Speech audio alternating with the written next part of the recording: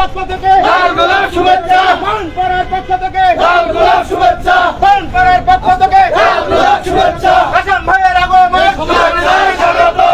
ভাইয়ের আগমন,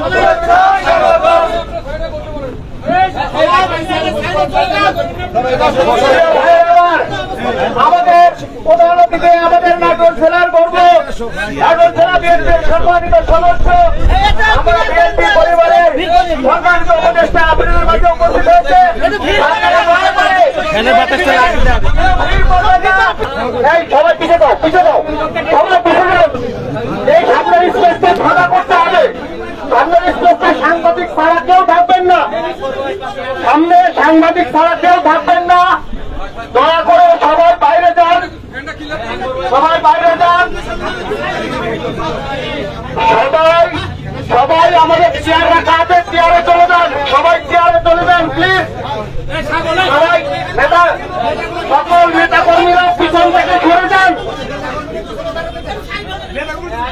আমাদের আমাদের নির্দিষ্ট ছাড়া কেউ পিছনে আসবেন না, পিছনে আসবেন না। এই পথসভায় দুটো কথা বলে, বাহিমালিতে একজন ক্যান্সার রোগী যার চিকিৎসার দায়িত্ব নিয়েছেন আমাদের বাংলাদেশ জাতীয়তাবাদী দল বিএনপির ভারপ্রাপ্ত চেয়ারম্যান জনাব তারেক রহমান।